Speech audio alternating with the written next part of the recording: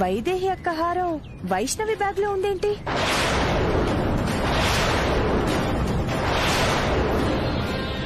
ఈ డబ్బులేంటి? మీరు ఫైనాన్షియల్ గా ఇబ్బందుల్లో ఉన్నారంటే అప్పట్లో వైదేహి అక్క డబ్బులు పంపించింది.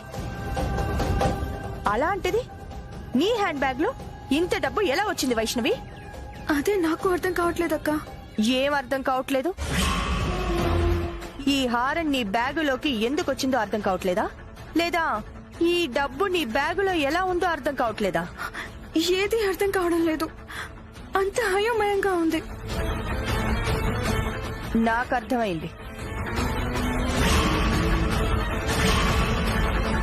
ఇందాక ఈ హారం నీ మెళ్ళో వేసుకుని నువ్వు మురిసిపోతున్నప్పుడే నాకు అర్థమైంది ఈ హారం నీకు నచ్చిందని.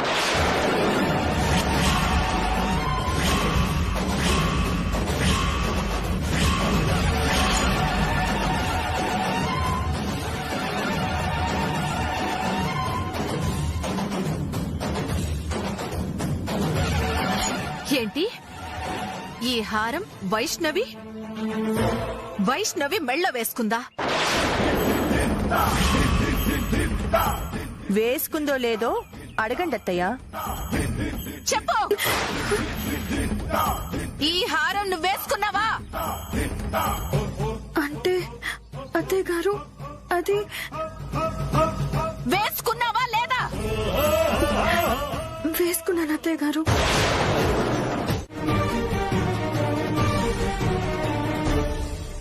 వైష్ణవి, ఊరుకోమ్మా, ఊరుకోండి. ఇలా జరగడం వెనుక ఖచ్చితంగా ఏదో ఒక కారణం ఉండే ఉంటుందక్క.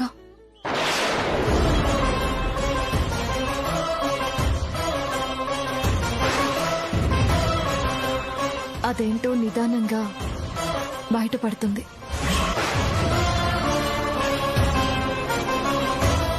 జరిగిందాన్ని మనసులో పెట్టుకోకుండా ఈ విషయాన్ని ఇంతటితో వదిలేయండి. వైష్ణవి, ఇక్కడ జరిగిన విషయం మాత్రం అమ్మా నాన్న వాళ్లకు చెప్పకు, వాళ్ళు బాధపడతారు. అలాగే అక్క, చెప్పను. బాధపడకు వైష్ణవి. నేను వస్తానక్క. బాయ్. వస్తాను.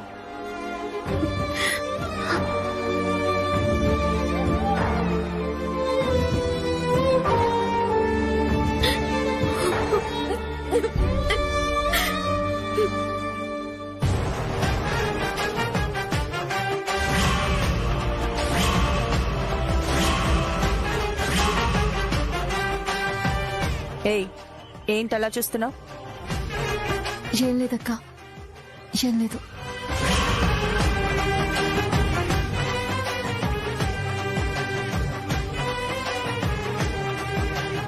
ఇదంతా నేనే చేశానని దీనికి డౌట్ వచ్చిందా ఏంటి? వస్తే మాత్రం దాని మోహం అదేం చేస్తుందిలే నన్ను.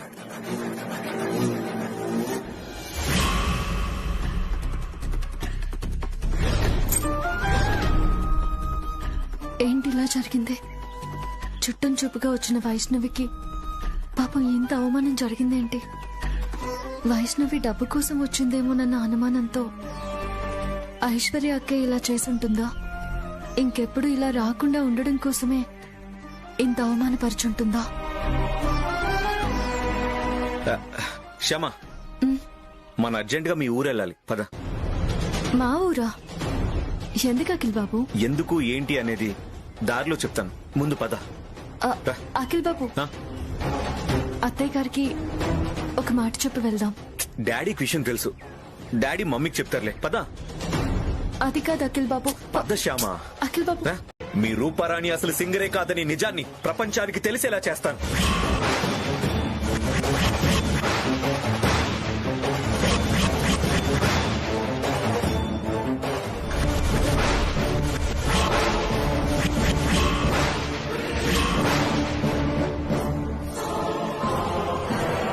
చెయ్యి అఖిల్, చెయ్యి. మా రూపరాణి సింగర్ కాదన్న విషయం, శ్యామ అనే గోస్ట్ సింగర్ అనే విషయం ప్రపంచానికి తెలిసేలా చేస్తే శ్యామ సింగర్ అనే విషయం మీ అమ్మకు కూడా తెలుస్తుంది.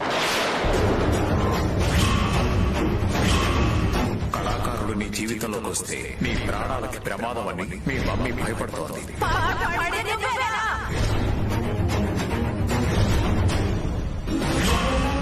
కళాకారుల నీడ కూడా అఖిల్ మీద పడకుండా చూసుకుంటాను అని ప్రమాణం చెయ్యమ్మా. శ్యామ వల్ల నీకు ప్రాణగండం ఉంది కాబట్టి నిన్ను శ్యామని మీ అమ్మ దూరం చేస్తుంది.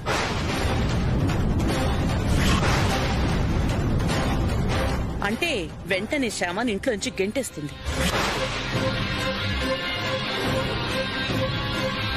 ఏంటి బెదిరిస్తున్నావా? నీ తప్పు బయట పెడతానని చెప్తున్నా నన్ను బెదిరిస్తావా? చెప్పు, మా అమ్మకు చెప్పు. ఏం చెప్తావు చెప్పు. అఖిల్ బాబు, మీరు చెప్పడం కాదు, నేను చెప్తాను. మా అమ్మకి నేనే చెప్తాను. అఖిల్ బాబు ఆగండి. ఇంతకాలం మీరు చేసిన దారుణాలన్నీ మా అమ్మకి నేను చెప్తాను. శ్యామాని గోస్ట్ సింగర్ గా వాడుకున్న దగ్గర నుంచి ఈ రోజు మామయ్య గారికి పెరాలసిస్ వచ్చేంత వరకు మీరు చేసిన దారుణాలన్నీ మా అమ్మకు చెప్తాను. మీ నిజస్వరూపం మా అమ్మకి తెలిసేలా చేసి మీకు మాకు ఉన్న బంధుత్వాన్ని తెంపేస్తాను. మీరు మా ఇంటి గడప తొక్కకుండా చేస్తాను. అఖిల్ బాబు ఆగండి, నా మాట వినండి, దయచేసి నా మాట వినండి. ఇంతకాలం మా శ్యామ టాలెంట్ ని దోచుకొని తనని ఇంతలా మోసం చేసినందుకు మీ మీద చీటింగ్ కేసు పెడతాను. జీవితాంతం మీరు జైల్లో ఉండేలా చేస్తాను.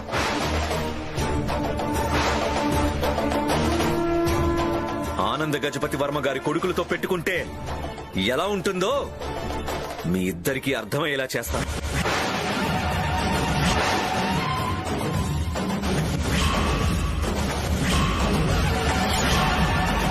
అలా మాట్లాడకండి ప్లీజ్. మాట్లాడకుండా ఎలా ఉంటాను శ్యామ? తప్పు చేసిందే కాక నోటికొచ్చినట్టు మాట్లాడుతుంది. అఖిల్ బాబు దయచేసి నేను ఎందుకు చెప్తున్నానో అర్థం చేసుకోండి. మీరేం మాట్లాడకండి. అది కాదు శ్యామ. మీరు ఇంకొక మాట మాట్లాడితే నా మీద ఒట్టే.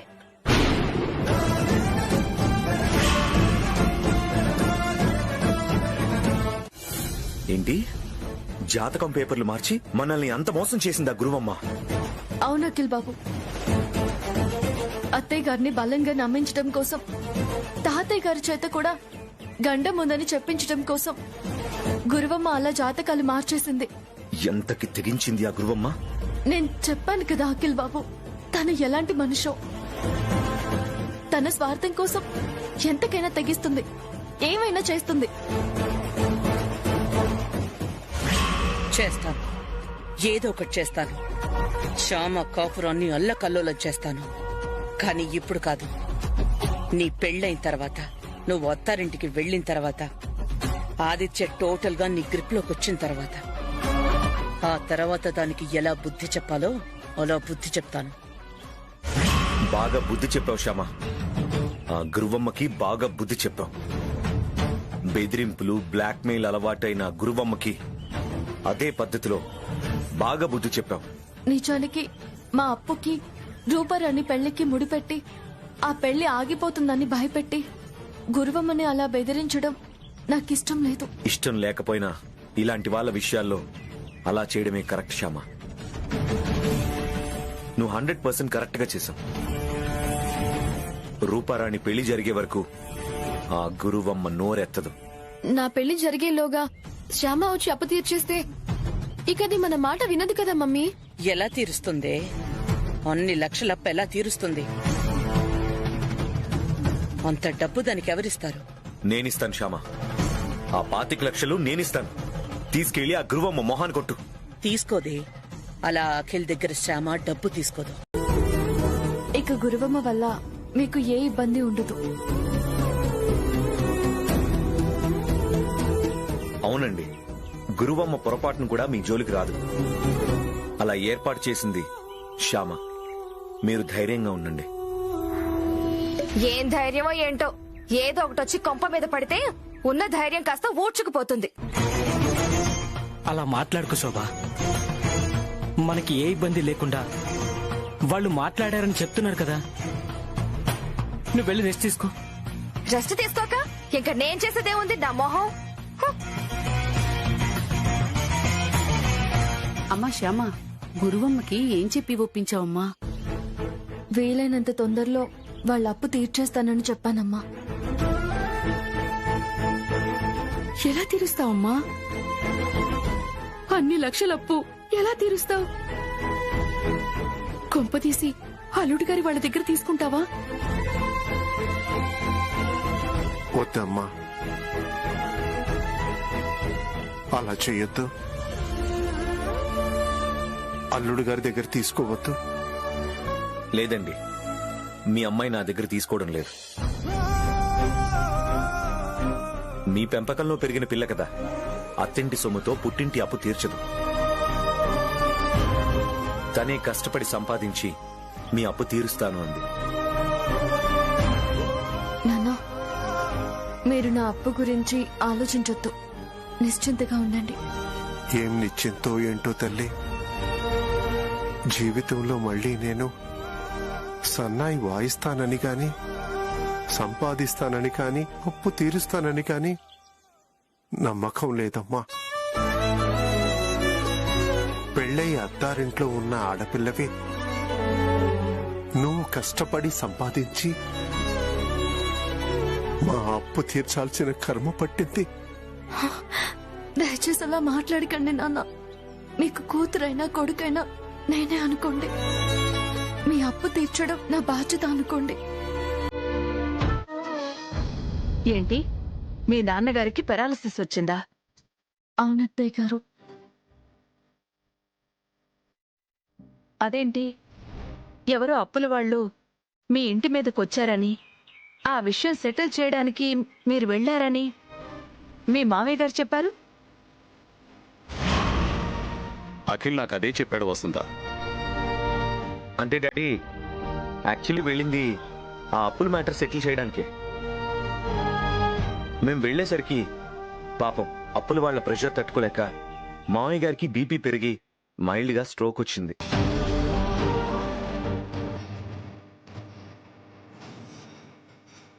సమయానికి మేము వెళ్ళాం కాబట్టి హాస్పిటల్కి తీసుకెళ్లి ట్రీట్మెంట్ చేయించి ఇంటికి తీసుకొచ్చాం. తొందరలోనే ఆయన నార్మల్ అవుతారని చెప్పి డాక్టర్ గారు చెప్పారు. అవునా, అయితే పర్వాలేదులే. అవును శ్యామ, మీ నాన్నగారికి అలా ఉన్నప్పుడు 4 రోజులు అక్కడ ఉండాల్సింది కదా. పర్లేదు అత్తయ్య గారు, ప్రస్తుతం బానే ఉన్నారు కదా అని వచ్చేసాను. పెరాలసిస్ స్ట్రోక్ వచ్చి కూడా వెంటనే కోలుకున్నారంటే చాలా అదృష్టం. చాలా కాస్ట్లీ ట్రీట్మెంట్ ఇచ్చుంటారు.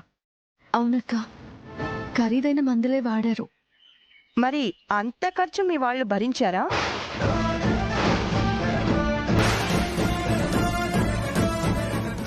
భరించేదేముందిలే, పక్కనే అఖిల్ ఉన్నాడు కదా భరించడానికి.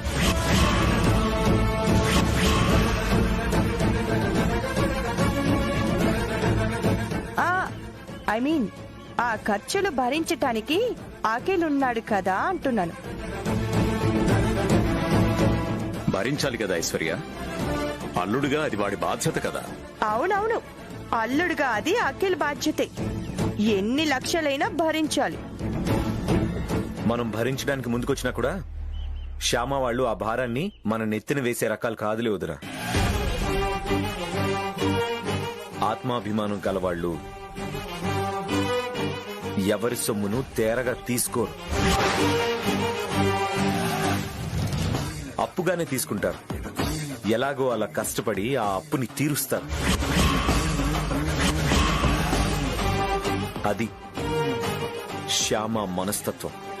అవునవును, శ్యామ వాళ్ళ గురించి మనకి తెలుసు కదా. శ్యామ, జర్నీ చేసి టైర్డ్ అయినట్టుగా అనిపిస్తుంది, పద.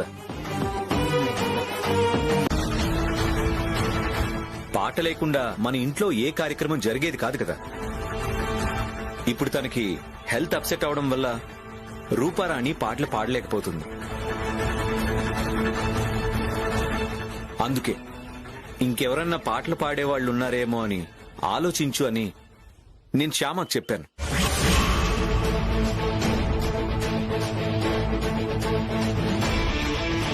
శ్యామ కూడా మన ఇంట్లో పాట లేకుండా కార్యక్రమం జరగడం బాగోదు కదండి, పాట గురించి ఆలోచిస్తాను అంది.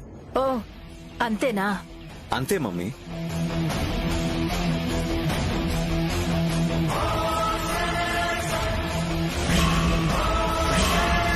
వదిన విషయం పూర్తిగా వినకపోవడం వల్ల, ఆ ఒక్క మాటే వినడం వల్ల శ్యామ సంగీతం నేర్చుకుంటుందేమోనని కంగారు పడి నిన్ను కంగారు పెట్టింది అనవసరంగా. పోనీలే నాన్న, కంగారు పెడితే పెట్టింది. శ్యామ సంగీతం నేర్చుకోవడం లేదు కదా, నాకది చాలు. పద ఐశ్వర్య. వదిన,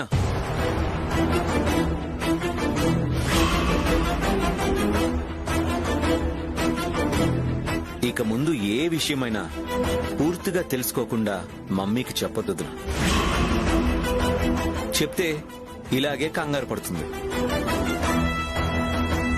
అయినా నీకిలాంటిదేదైనా అనుమానం వస్తే డైరెక్ట్ గా మమ్మల్ని అడగొచ్చు కదా.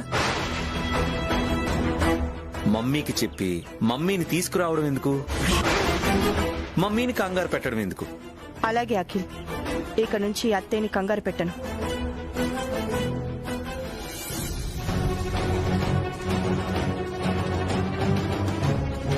పెద్ద గండం తప్పింది అఖిల్ బాబు. అత్తయ్య గారికి పాట విషయం తెలిసిపోయిందేమోనని ఎంత కంగారు పడిపోయానో. నేను చాలా భయపడ్డాను శ్యామ.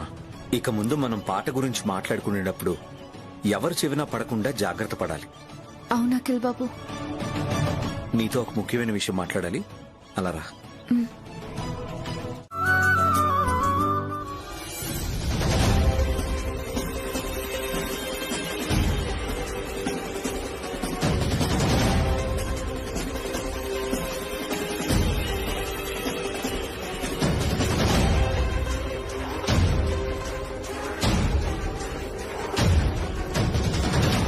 ఎక్కడికో బయలుదేరినట్టున్నారు శ్యామ.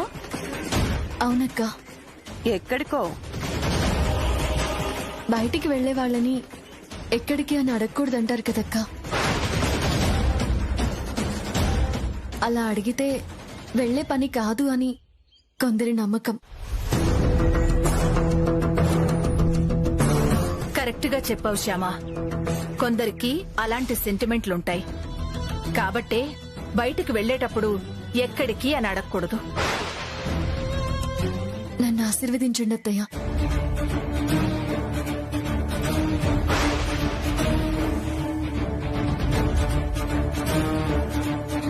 నన్ను ఆశీర్వదించండి అత్తయ్య. బయటికి వెళ్లేటప్పుడు ఎక్కడికి అని అడగకూడదన్నట్టుగా ఆశీర్వాదం తీసుకునేటప్పుడు ఎందుకు అని అడగకూడదా, లేక అడగొచ్చా? అంటే ఆశీర్వాదం ఇచ్చే వాళ్ళకైనా ఎందుకు ఆశీర్వదిస్తున్నామో తెలియాలి కదా అని.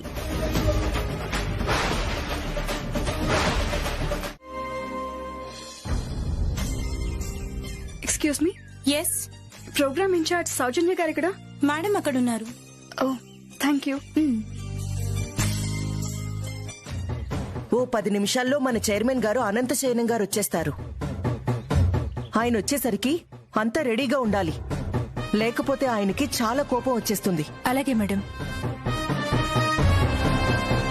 నమస్తే మేడం.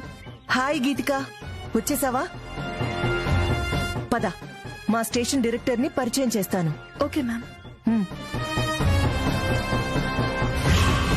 సార్, ఓకే సార్, ఉంటాను సార్, బాయ్. సార్. సౌజన్య గారు చెప్పండి. నేను చెప్పానే గీతిక అని, ఈ అమ్మాయి సార్. నమస్తే సార్. నమస్తే అమ్మా. తను చాలా మంచి సింగర్ సార్. కాకపోతే ఆడిషన్ అనేసరికి కొంచెం భయపడుతుంది. ఎందుకమ్మా అంత భయపడ్డం? ఈ సౌజన్య గారి సౌజన్యంతో నువ్వు తప్పకుండా ఆడిషన్ లో సెలెక్ట్ అవుతావు. ఈ జాబ్ నీదే. నా సౌజన్యం ఒక్కటే ఉంటే సరిపోదు కదా సార్. స్టేషన్ డైరెక్టర్ గా మీ సౌజన్యం కూడా కావాలి. తప్పకుండా సౌజన్య, మీ మాట నేను ఎప్పుడన్నా కాదన్నానా? Thank you sir. ఓకేనమ్మా, నువ్వు వెళ్ళి ఆడిషన్ హాల్లో కూర్చో. Okay sir. శ్యామ, నీ కన్నయ్య కరుణించాడు. అదిగో ఇంకో ఆటో వస్తుంది. అవునండి.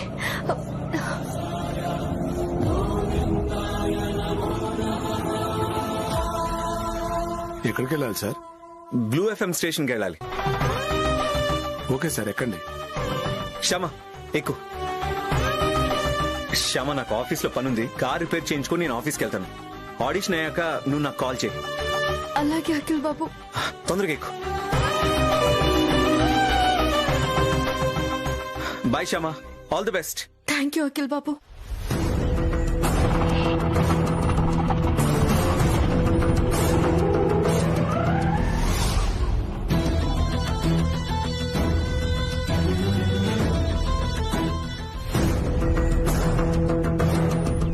ఏమండి, ఆడిషన్స్ కి వచ్చానండి. కరెక్ట్ టైంకి వచ్చామమ్మా.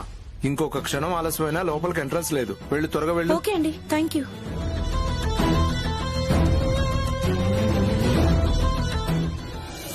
ఏమండి, త్వరగా పోనివ్వండి, టైం అయిపోతుంది. అలాగే మేడం.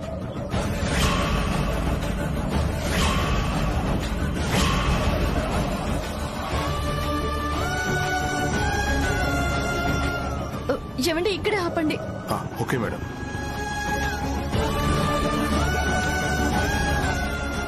మేడం గారు చెప్పిన టైం అయిపోయింది. ఇంకా గేట్ లోకి ఎవరిని ఎంటర్ కానివ్వద్దు.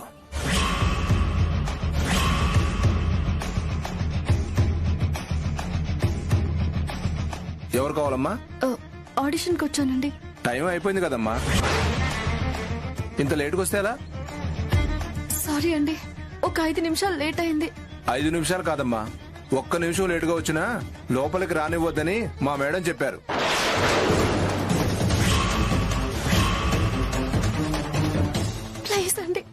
ప్లీజ్ అండి, ఈ ఆడిషన్ కి వెళ్ళడం నాకు చాలా ముఖ్యమండి. లోపలికి వెళ్ళనివ్వండి. అంత ముఖ్యమైనప్పుడు ముందుగా రావాలి. ఇంత ఆలస్యంగా వస్తే ఎలా? నేను ముందుగానే బయలుదేరానండి. దారిలో కారు చెడిపోవడం వల్ల ఆలస్యమైంది. మీకు ఎందువల్ల ఆలస్యమైనా కూడా లోపలికి పంపించడం కుదరదమ్మా. ఏమండి, మీకు పుణ్యం ఉంటుందండి, నన్ను వెళ్ళనివ్వండి ప్లీజ్. కుదరదని చెప్తున్నాను కదా. మీరు వెనక్కి వెళ్ళిపోవడం బెటర్. ఆడిషన్స్ ఆల్రెడీ స్టార్ట్ అయిపోయాయి.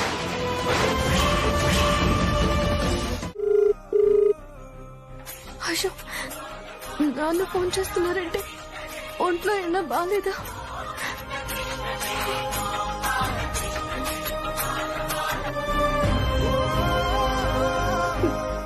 నాన్న, ఎలా ఉంది నాన్న? బాగున్నానమ్మా. ఒక్క నిమిషం అమ్మా.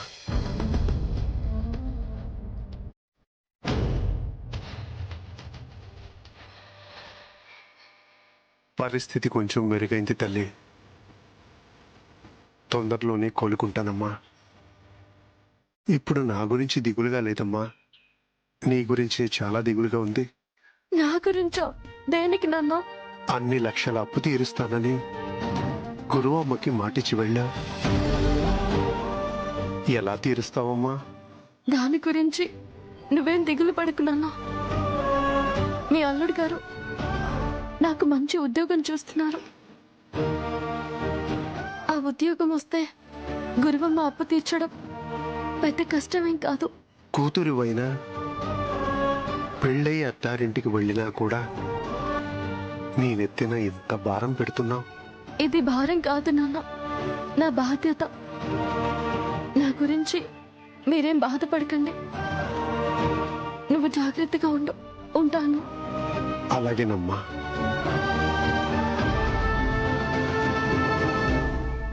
అవునరా, నీకు చెప్పడం మర్చిపోయాను. రేయ్, ఆ ఆడిషన్స్ కి కృష్ణ తులసి అని ఒక అమ్మాయి ఇచ్చిందిరా.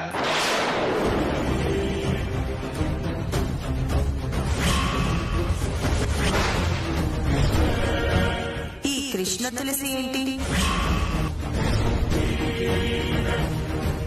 ఆ కృష్ణ తులసి గొంతు అద్భుతంగా ఉందిరా. అవునా? అంత అద్భుతంగా ఉందా? ఆ అమ్మాయి అసలు క్లాసికల్ మ్యూజిక్ పాడిందా, లైట్ మ్యూజిక్ పాడిందా? జస్ట్ సాకి మాత్రమే పాడిందిరా. సాకి మాత్రమే విని ఆ కృష్ణ తులసిని సెలెక్ట్ చేసావా? ఇంకా సెలెక్ట్ చేయలేదురా. అసలు ఆ అమ్మాయికి ఇంకా ఆడిషనే జరగలేదు. ఆడిషన్ జరగకుండానే ఆ కృష్ణ తులసి గొంతు అంత అద్భుతంగా ఉందని ఎలా చెప్తున్నావురా? ఆ అమ్మాయి ఏదో కారణం వల్ల ఆడిషన్ కి లేట్ గా వచ్చిందిరా. చిన్న సాకి మాత్రమే పాడింది. అది విని రేపు ఆ అమ్మాయిని ఆడిషన్ కి రమ్మని చెప్పాను. అయితే ఆ అమ్మాయి పాట రేపు పూర్తిగా వింటావన్నమాట. అవునరా, రేపు వింటాను. డెఫినెట్ గా బాగా పాడుతుంది. ఆ అమ్మాయి సెలెక్ట్ అవుతుంది. ఆ అమ్మాయి గొంతు విన్నాక నేను కోరుకున్న గొంతు నాకు దొరికింది అనిపించిందిరా. ఆ గొంతు వింటుంటే నాకు ప్రోగ్రాం డిజైన్ చేయాలి అనిపించిందిరా.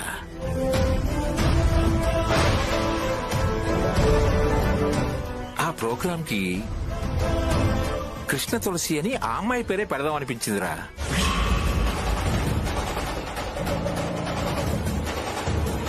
బ్యూటిఫుల్, బాగుందిరా, చాలా బాగుంది.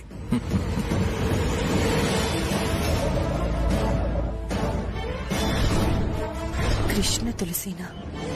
శ్యామ కృష్ణ తులసి అని పేపర్ మీద రాయటానికి ఎఫ్ఎం స్టేషన్ కి సంబంధించిన అనంత శయనం గారు కృష్ణ తులసి అని మాట్లాడడానికి ఏదైనా సంబంధం ఉండుంటుందా? అదేంటో తెలుసుకుందాం.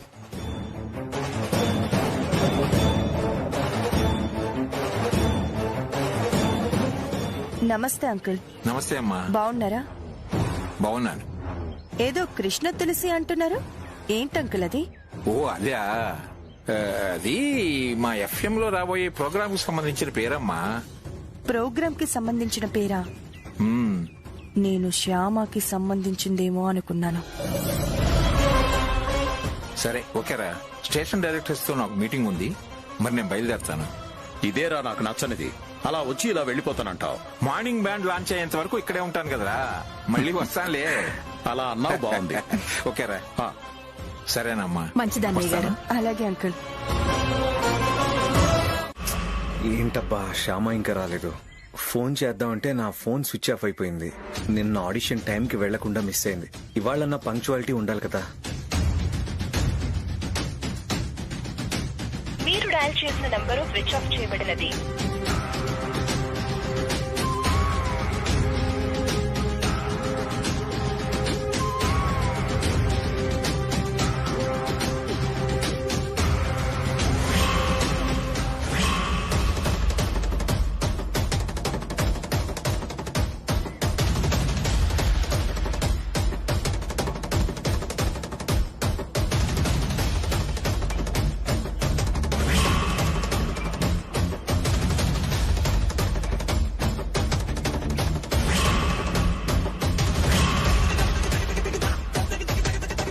ఎందుకు ఇలా చేసింది శ్యామ?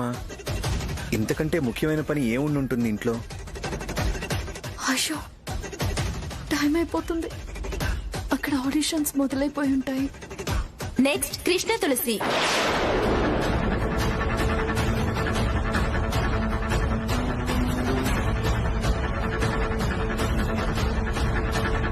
నెక్స్ట్ కృష్ణ తులసి.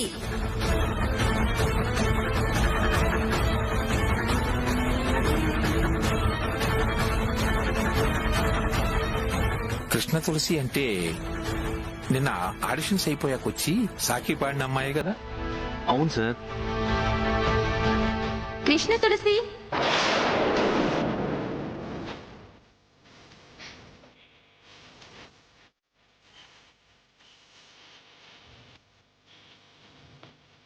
తను వచ్చినట్టు లేదు సార్. అంటే నిన్న లేటుగా వచ్చింది, ఇవాళ అస్సలు రాలేదన్నమాట. ఇవాళ కరెక్ట్ టైంకి వస్తానని చెప్పింది, ఎందుకు రాలేకపోయిందో. శ్యామకి మంచి అవకాశం వచ్చింది, చేతిలా నాశనం చేసుకుంది. శ్యామ, నీ వంటకాలన్నీ ఇప్పుడు ఉప్పు కషాయం చేస్తాను. ఆ వంటకాల్ని తిన్న స్వాములు ఆశీర్వదించాల్సింది పోయి అడ్డమైన తిట్లు తిడతారు.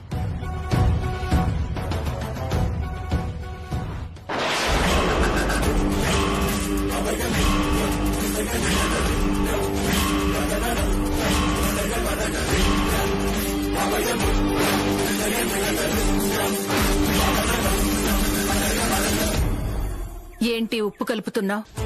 అంటే స్వాములొచ్చిన హడావిల్లో శ్యామ ఉప్పు వేయడం మర్చిపోయి వెళ్లిపోయినట్టుంది. అందుకని లేదక్క, నేను ఉప్పు వేయడం మర్చిపోలేదు, వేశాను. ఉప్పు వేసావా? నువ్వు హడావిడిగా వస్తుంటేను మర్చిపోయావేమో అనుకున్నా. పోనీలే, సమయానికి అత్తయ్య వచ్చి ఆపారు.